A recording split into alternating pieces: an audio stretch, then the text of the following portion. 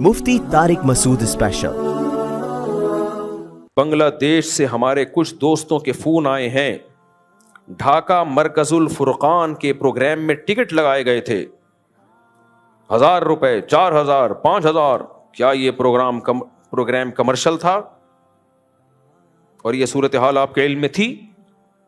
अच्छा भाई, मेरा बांग्लादेश का सफर फ्री फोकट का था, कमर्शियल बेसिस पे नहीं था। मैं बार बार लोगों को बताता हूं, मैं जहां भी दुनिया में तबलीग के लिए जाता हूं फ्री फोकट का होता है। सवाब के अलावा कोई खुशी से कोई हदिया दे दे तो एक अलग बात है, वो तो कोई भी किसी को।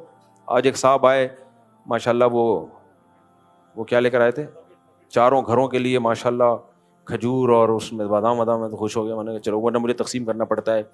कोई साहब आए कभी खजूर लेकर आ गए, अब इस पे तो गवर्नमेंट की तरफ से पाबंदी नहीं है ना, ये मैं थोड़ी कह रहा हूँ कि वो तो खुद ही अपनी खुशी से कोई खजूर ले आया, कोई कुछ ले आया, कोई तो।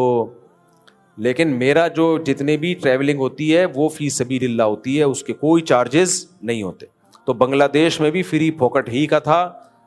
मरकजुल फुरकान वालों ने, मुझे पता चला कोई टिकट लगाए हुए थे 1000, 4000, 500 मेरे बयान में, तो वो मुझे नहीं पता था, तो वो लगाए हैं। तो आप जाने, जो बांग्लादेश वाले जाने, मरकजुल फुरकान, और उसमें मेरा भी कोई कमीशन नहीं था और ना मुझे किसी नाम पे मिला है, कुछ भी नहीं है उसमें, फी सबीलिल्लाह। तो मुझे बाद में लोगों ने शिकायत की कि ये 5-5 हज़ार भी टिकट लिया इन्होंने। तो भाई हमें नहीं पता इन सब चीज़ों का, इसलिए कि मैं फिर मेरे बारे में लोग बदगुमान होते हैं। लोग कहते हैं अच्छा मुफ्ती साहब का ना खांचा है कि 4000 का टिकट बेचना, 1000 का टिकट बेचना, इतने तुम्हारे इतने हमारे, क्योंकि टिकट तो बहरहाल मेरे नाम पे बिके होंगे ना भाई, मशहूर शख्सियत के नाम पे टिकट बिकते हैं ना, कि बंदा आ रहा है तो बेचो। अब तो मैं उनको पहले से जानता भी नहीं हूं, मुझे तो मौलाना तलहा साहब थे जो बांग्लादेश में हमारे होस्ट थे, उन्होंने बुलाया, तो मैं तो उनके मातहत था।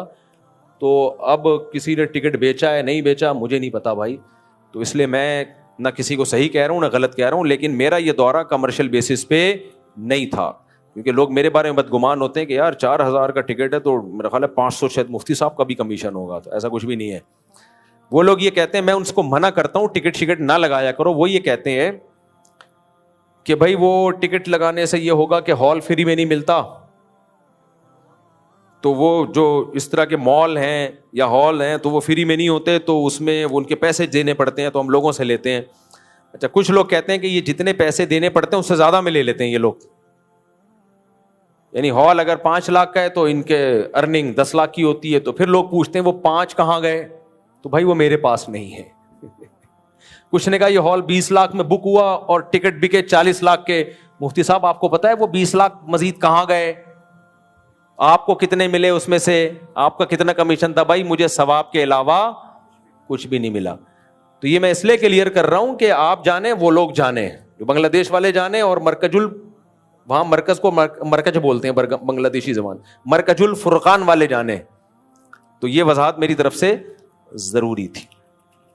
अच्छा वही, हम तो ये मुझे तो चलो उन्होंने स्पॉन्सर किया था, टिकट आने जाने का उन्होंने दिया था, मेरे तो 2 दोस्त अपने खर्चे पे गए हैं, तो बेचारे टिकट भी इनको भी लोग समझ रहे हैं इनका भी बहुत कमीशन था। भाई ये तो अपना खर्चा करके गए हैं यार, सही है, इनका तो टिकट भी अपना खुद कराया है इन्होंने। मेरे साथ कोई भी जाए ना, फ्री फोकट में ना जाए। कुछ क्योंकि बाद स्कॉलर्स होते हैं वो जा रहे हैं तो उनके साथ 8-10 गरीबी में जा रहे होते हैं, वो भी सब फ्री टिकट होते हैं। मैंने अपने दोस्तों को बोला हुआ है, मुझे अगर कोई कहीं बयान के लिए बुलाएगा, अगर मेरे साथ जाना है तो मैं उसको बोलूंगा इससे पैसे लो, फ्री फोकट में। फ्री फोकट की दोस्तियां तो भाई सबकी होती हैं। आपको हमारे साथ जाने का कितना शौक है, टिकट के पैसों से पता चल जाएगा। फ्री फोकट की दोस्तियां क्या, ऐसा भी हुआ, अभी मैं बांग्लादेश जा रहा था, 2-3 दोस्त, मुफ्ती साहब हम भी आपके साथ जाना चाहते हैं, मैं आपसे बहुत मोहब्बत है इस तबलीगी सफर में, तो आप हमारा भी उनसे कह दें। मैंने कहा ठीक है, मैं आपका भी कह देता हूं। भाई 2 बंदे और आ रहे हैं। फिर मैंने उनसे बोला कि वो इतना पैसा है, यानी इतने टिकट के पैसे आ रहे हैं। कहने पैसे, हम तो आपके साथ जा रहे हैं। तो मैंने कहा आपको मुझसे चूंकि मोहब्बत बहुत ज्यादा है, मोहब्बत बहुत ज्यादा है ना, क्योंकि मजहब के नाम पे ना हमारे यहां ट्रेनिंग ये होती है कि मुफ्त खोरी की आदत डलवाई जाती है मजहब के नाम पे। भाई मजहब तो खर्च करना सिखाता है, मुफ्त खोरी तो कहां से सिखाता है मजहब यार? मजहब तो सिखाता है खर्च करना सीखो। मुफ्त खोरी की आदत ये मजहबी लोगों का काम नहीं है। अगर कोई है तो इसका मतलब वो मजहबी है नहीं। आप कैसे फिर साहब खुद ٹکٹ بھی اپنا ہی خود ہی کر لیتے. تو میں اتنی پاؤں پھیلاؤں گا جتنی میری چادر ہے, کیونکہ میری ٹریولنگ ایک صرف بنگلہ دیش کی تھوڑی ہے, ہر تھوڑے دن بعد کہیں نہ کہیں جا رہا ہوں. اگر میں اپنے خرچے پہ جانا شروع کر دوں تو میرے بچوں کو تمہارا باپ کھلائے گا کیا؟ کیا تو میں ان سے کہتا ہوں بھائی آپ مجھے امریکہ بلا رہے ہو, کینیڈا بلا رہے ہو, بیان کے لیے بلا رہے ہو, تو اتنا تو کر لو کہ آنے جانے کا ٹکٹ دے دو. تو بس اتنا ہی کرواتا ہوں, اس سے زیادہ میں تو ان سے یہ بھی نہیں کہتا کہ ہوٹل میں ٹھہراؤ. میں کہتا ہوں میرے اپنے ریلیٹیو ہے, میں ادھر ٹھہر لوں گا. ہوٹل کا خرچہ بھی کرنا ہے تو تمہاری وہ ہے, مجھے نہیں چاہیے ہوٹل. مجھے تو انٹری مارنی ہے, اس کے بعد فری پھوکٹ کے مسجدوں میں بیان رکھواؤ, کوئی ٹکٹ لگانے کی ضرورت نہیں ہے. اب اندر جانے کے بعد کیا ہو رہا ہے کیا نہیں ہو رہا ہے یہ میری ہیڈک تھوڑی ہے, میں تو پھر اسی میں ساری زندگی برباد کر دوں گا اپنی. تو اس لیے وہ پہلا جو میرا امریکہ کا سفر ہوا وہ میرے اپنے خرچے پہ تھا, اس پہ بھی لوگوں نے پیسے کمائے ہیں.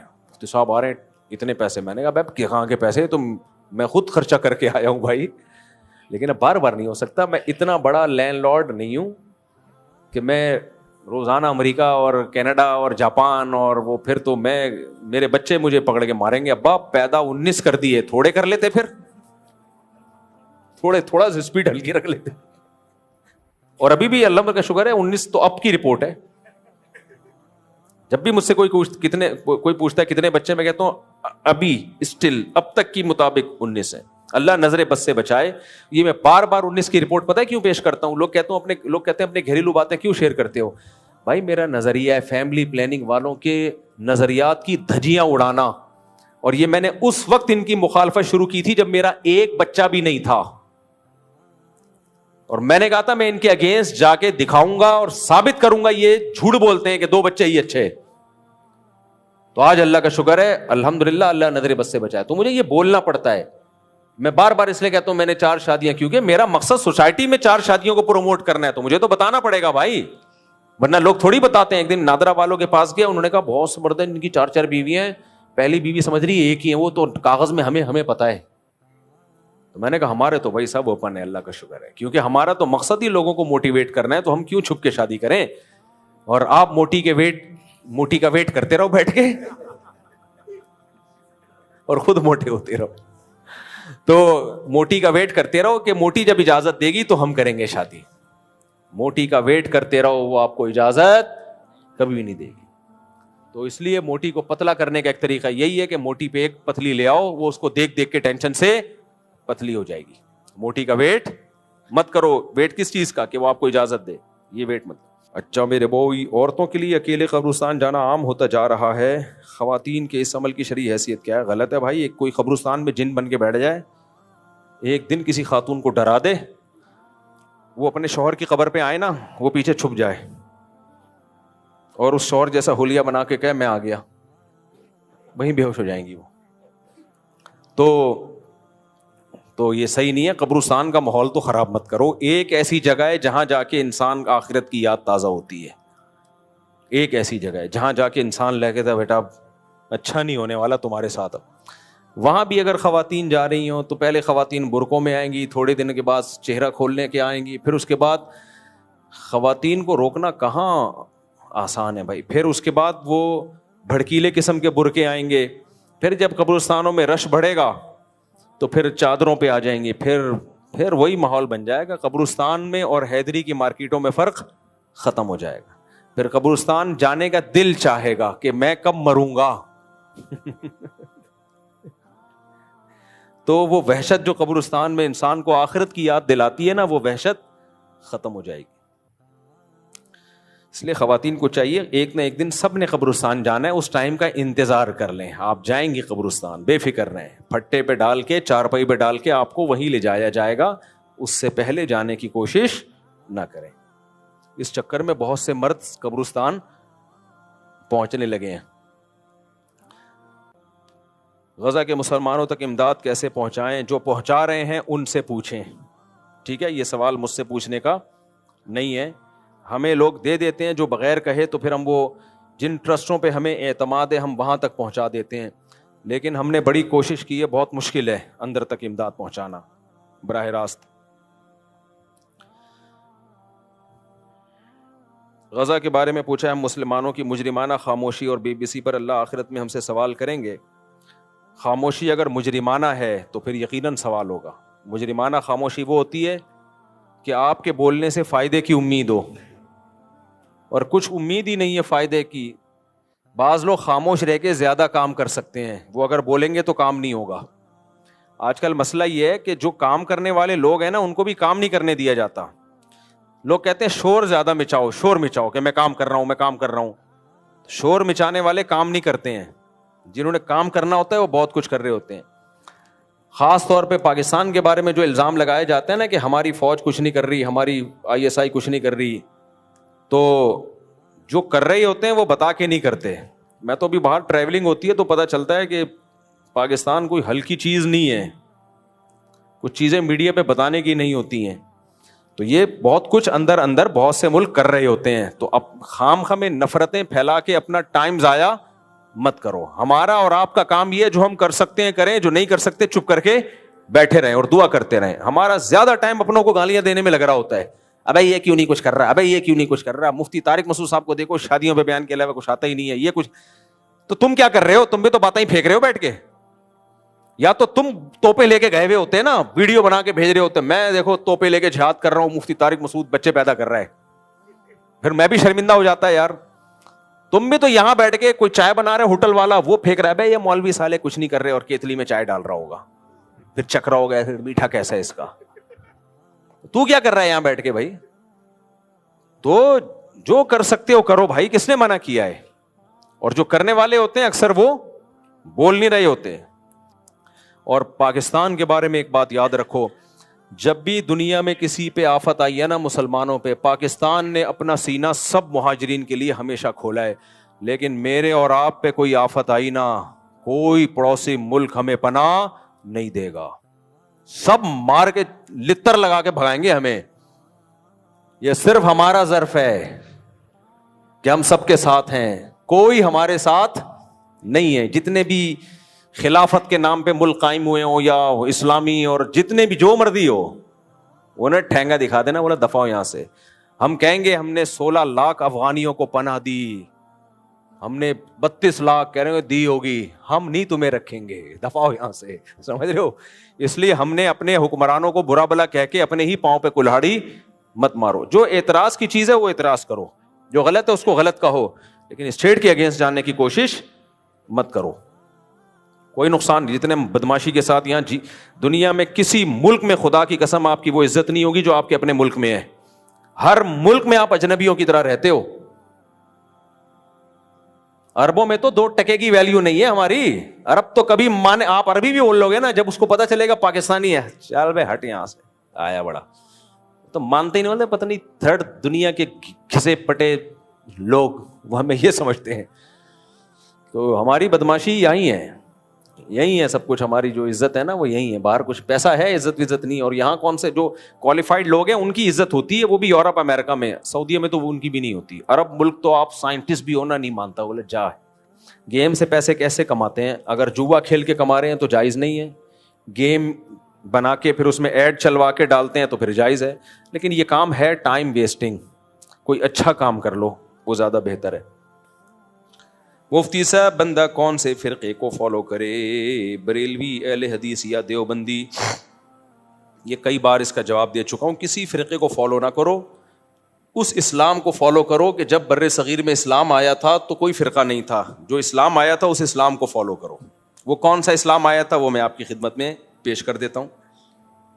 دیکھو ہوا یہ ہے, عبداللہ بن مسعود گئے کوفہ. حضرت عمر نے عبداللہ بن مسعود کو کہاں بھیجا؟ کوفہ بھیجا. اور حضرت علی نے بھی کوفہ کو اسلام کا یعنی دارالخلافہ بنایا. حضرت علی کے ساتھ 1400 صحابہ بھی چلے گئے جو علم میں بہت پایہ درجے کے تھے. تو کوفہ اسلام کا مرکز بن گیا. سمجھ رہے ہو؟ لہذا حدیث سب سے زیادہ کہاں سے پھیلی؟ کوفہ سے. بخاری مسلم کے راویوں میں کوفہ کے راوی سب سے زیادہ. قرآن جس قرات پہ ہم پڑھتے ہیں وہ بھی کوفہ کی قرات.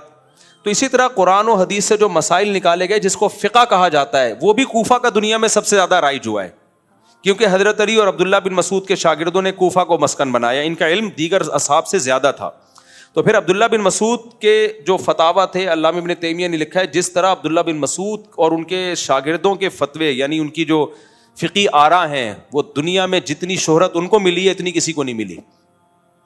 تو عبداللہ بن مسعود کے شاگردوں کے بہت سارے شاگردوں میں جو سب سے اہم ترین شاگرد تھے وہ حضرت علقمہ اور اسود تھے, سمجھ رہے, جو عبداللہ بن مسعود کے نائب تھے. سارا علم وہاں ٹرانسفر ہوا.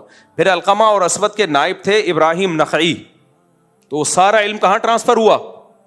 ابھی تک یہ مسائل ریٹن فارم میں نہیں تھے, قرآن و حدیث سے مسائل نکلے ہوئے تھے, زبانی تھے, ریٹن فارم میں نہیں تھے. جیسے حدیثیں بھی ریٹن فارم میں بعد میں مرتب ہوئی ہیں نا, پہلے صرف زبانی چلتی تھیں.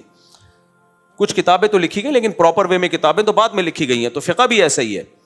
تو پھر حضرت ابراہیم نخعی جو امام بخاری جن کا نام بڑے احترام سے لیتے ہیں, بڑے تابعین میں بہت بڑے تابعی گزرے, ان کے درجنوں شاگردوں میں سب سے جو سینئر شاگرد تھے وہ حماد الکوفی تھے. تو یہ فقہ ٹرانسفر کہاں ہوا, پھر حماد الکوفی کو لوگوں نے امام بنایا. پھر حماد الکوفی کے درجنوں شاگردوں میں جو سب سے اعلیٰ درجے کے شاگرد تھے وہ امام ابو حنیفہ. تو وہی جو حضرت علی اور عبداللہ بن مسعود سے چلتا ہوا فقہ آیا وہ کہاں آ گیا, امام ابو حنیفہ کے پاس. امام ابو حنیفہ کے بہت سارے شاگرد تھے لیکن دو ان میں سب سے زیادہ ٹاپ پر تھے, امام ابو یوسف اور امام محمد, جن کو صاحبین کہا جاتا ہے. تو جب ان تک آیا نا یہ فقہ, تو انہوں نے کہا کہ اس کو ریٹن فارم میں آ جانا چاہیے تاکہ مرتب ہو. اسلامی حکومتیں پھیل رہی ہیں, لا جب تک ریٹن میں نہیں ہوتا تو وہ ایک مضبوط نہیں ہوتا. تو امام محمد نے 6 کتابیں لکھیں. یہ بات کر رہا ہوں میں تقریباً 1200 سال پرانی. وہ 6 کتابیں کیا تھیں, سیر صغیر, سیر کبیر, جامع صغیر, جامع کبیر, المبسوط, الزیادات. یہ 6 کتابیں لکھی جو آج بھی ملتی ہیں, لائبریریوں میں موجود ہیں. ان 6 کتابوں سے وہ اسلامی فقہ جو نبی سے چلتا ہوا, عبداللہ بن مسعود, حضرت علی اور پھر علقمہ اور اسود اور ان کے واسطے سے ہوتا ہوا ابراہیم نخعی, پھر حماد الکوفی, پھر امام حنیفہ تک آیا. اور امام محمد نے یہ 6 کتابیں لکھ کے اس کو ریٹن فارم میں بولو مرتب کر دیا. تو دنیا میں سب سے زیادہ پھر اسی کو فالو کیا گیا. پھر جب اسلام دنیا میں گیا تو کوفہ کے مجاہدین دنیا میں سب سے زیادہ پھیلے ہیں. وہی مجاہدین بر صغیر میں آئے. سمجھ رہے ہو کہ نہیں سمجھ رہے؟ وہی مجاہدین کہاں آئے؟ محمد بن قاسم آیا, پھر دیگر لوگ آتے آتے علاقے فتح ہوتے ہوتے سندھ فتح ہوا, پنجاب, KPK میں افغانستان کے راستے اسلام آیا. وہی افغانستان گئے, کابل.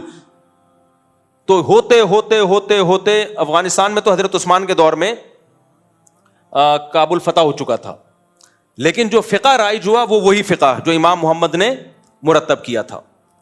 اس وقت سے وہی فقہ چلتا ہوا آ رہا ہے. اس فقہ کو فقہ حنفی کہا جاتا تھا, اس لیے کہ اس کے مرتب کرنے والے کون تھے؟ امام ابو حنیفہ.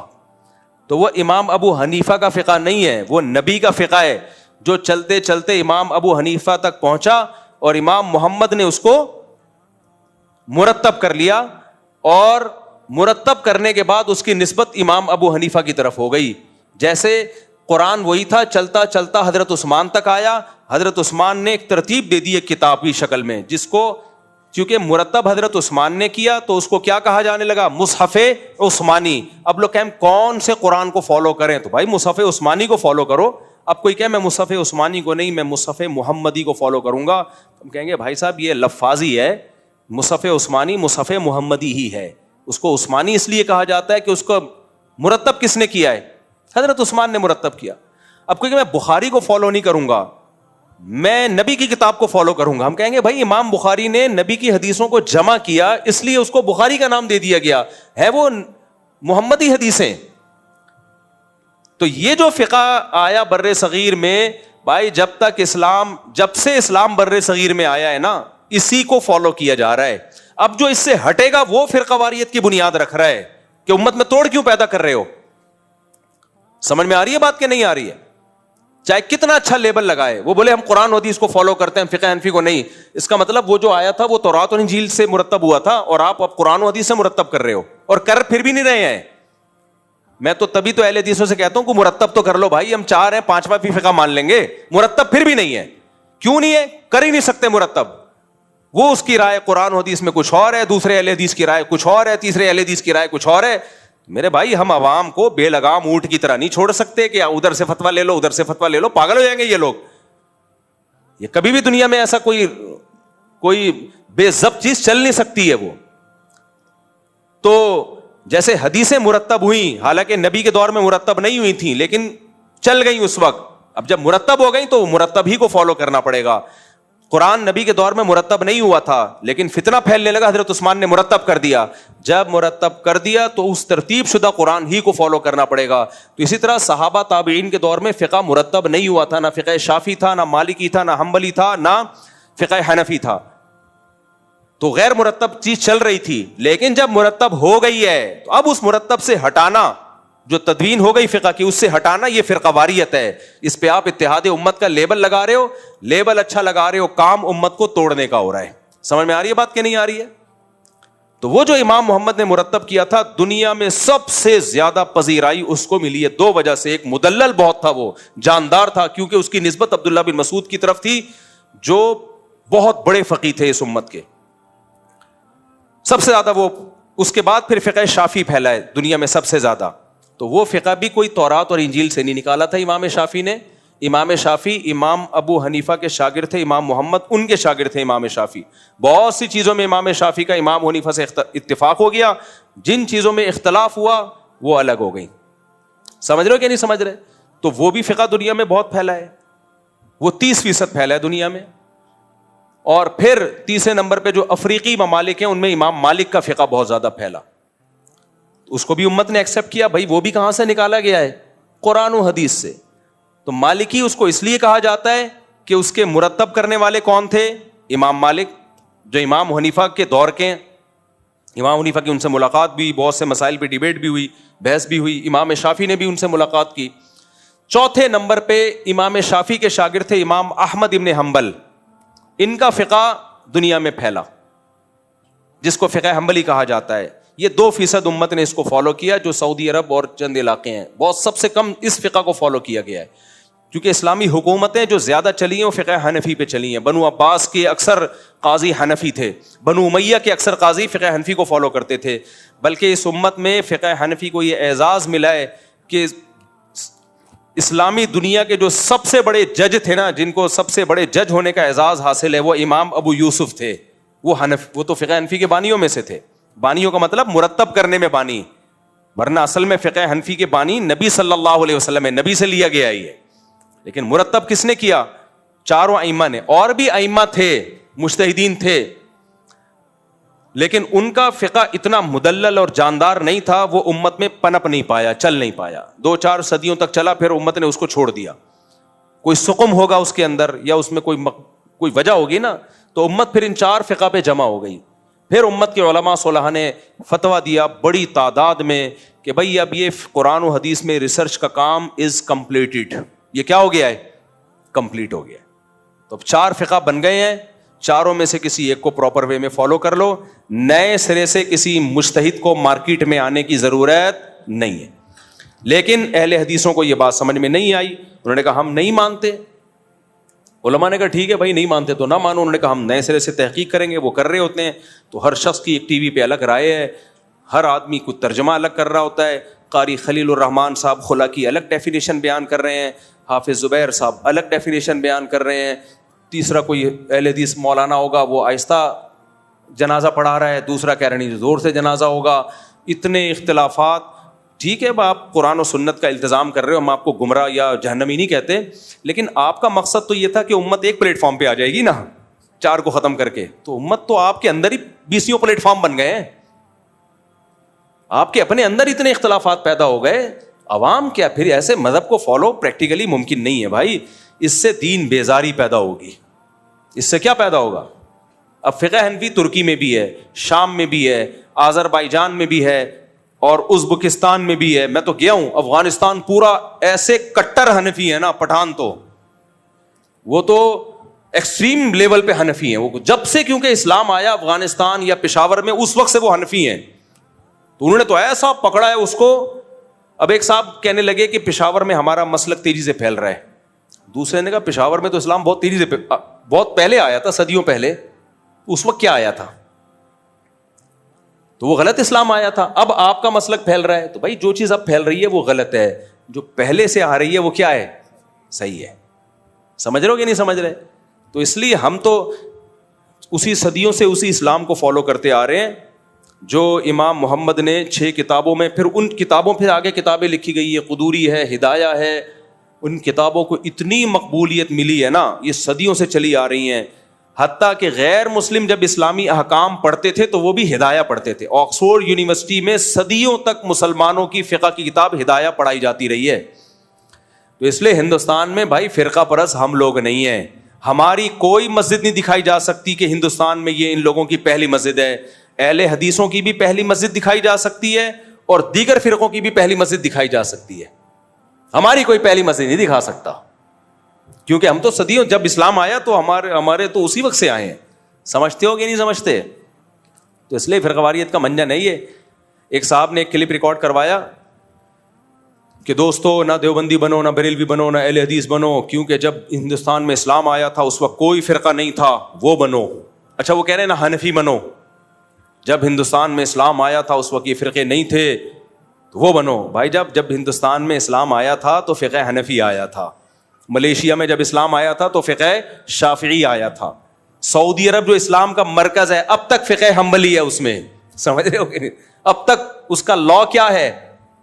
قانون فقہ حنبلی. ہاں اب اس کو آہستہ اب چینج کر رہے ہیں, لیکن جب سے فقہ حنبلی مرتب ہوا ہے تو سعودی عرب کا لا ہی فقہ حنبلی بنا ہوا ہے. جب مرتب نہیں تھا تو پھر تو نہیں تھا, پھر تو آزاد تھے. جب ایک ریٹرن میں مرتب ہو گیا تو اس کو لا کی شکل دے دی گئی. تو اب تک سعودی عرب میں فقہ حنبلی ہی تھا. 2022 میں بڑی چینجنگ ہونا شروع ہوئی ہے, کیونکہ فقہ حنبلی میں رہتے ہوئے بہت سی سیکولر قوتوں کو قرآن و سنت کی اپنے حساب سے وہ تشریح نہیں کر سکتے. تو جب فقہ حنبلی سے آزاد ہو گئے, اب آپ دیکھنا سعودی عرب میں نئے مفتی آئیں گے, وہ قرآن و سنت کا لیبل لگا کے کچھ بھی پہنا دیں گے امت کو. یہ ہو سکتا ہے, میں نہیں کہہ رہا ہو رہا ہے, لیکن ہوگا, یہ تو ہوگا. تو جب آپ فقہ کی پابندی سے نکلے تو ہر شخص آزاد ہے.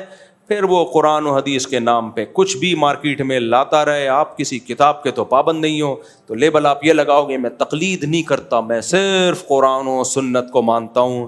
کچھ بھی فتویٰ, 3 طلاق کو ایک کر دیا انہوں نے, حالانکہ قرآن و سنت میں کہیں بھی نہیں ہے کہ 3 طلاقیں ایک ہوتی ہیں.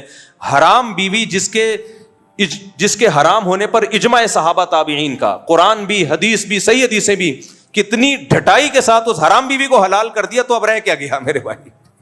لیبل کیا لگا دیا؟ قرآن و سنت.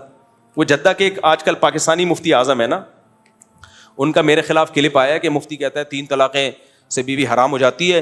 دیکھو سعودیہ عین بھی بڑے گاڑے نکالتی. سعودیہ کے 2022 میں بادشاہ سلامت نے یہ سرکولر جاری کیا ہے. وہ جدہ کے مفتی آتے ہیں نا, میں ہوں مفتی جدہ سے, چھوٹی چھوٹی داڑھی ہے ان کی, تو میرے خلاف اکثر بیچارے کلپ بناتے رہتے ہیں.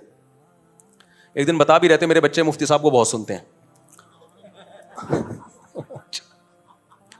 بھائی تمہاری فیلڈ نہیں ہے, تم چھوڑ دو یہ کام. میں آپ کا احترام کرتا ہوں, آپ جدہ کے مفتی اعظم ہوں گے, ہیں نہیں ویسے مذاق میں کہہ رہا ہوں, لیکن وہ لوگوں نے ان کو مفتی اعظم نام رکھا ہوا ہے کیونکہ وہ, اور پھر عین وین بہت نکال رہے ہوتے ہیں تاکہ تھوڑا سعودیہ کا لک بھی آئے نا. تو میرا مذاق اڑانا مقصد نہیں بھائی, قابل احترام ہے میرے لیے. لیکن محترم دلیل کیا دے رہے ہیں یہ میرے بارے میں نا, کہ نہیں دیکھیں سعودی عرب میں 2022 میں بادشاہ سلامت نے سرکولر جاری کیا ہے کہ اب کسی مفتی کو اجازت نہیں ہے کہ وہ 3 طلاق کو 3 قرار دے. کورٹ سے فیصلہ جاری ہوگا 3 طلاقیں ایک ہوں گی, یعنی کوئی مفتی 3 کو 3 نہیں کر سکتا. اب کورٹ کا فیصلہ کیا ہے, 3 طلاقیں کتنی ہوں گی؟ 1. نیچے لوگوں کے میرے خلاف بھی کمنٹس, اور ان کو واہ زبردست. تھوڑی سی سینس استعمال کر لو. 2022 میں سعودی عرب قانون بنا رہا ہے کہ 3 ایک ہوں گی. اس کا مطلب سعودی عرب میں جب سے اسلام آیا ہے 2022 تک 1400 سال تک سعودی عرب کی عدالت فیصلہ کرتی رہی ہے 3 طلاقیں 3 ہوں گی. تبھی تو بادشاہ کو وہ چینج کرنا پڑا 2022 میں, ورنہ سرکولر جاری کیوں کرتا بادشاہ؟ 2022 میں جو سرکولر آ رہا ہے وہ اسلام ہے, اور 2022 تک سعودی عرب گھاس کھا رہا تھا کیا ہے بھائی؟ نہیں آئی سمجھ میں؟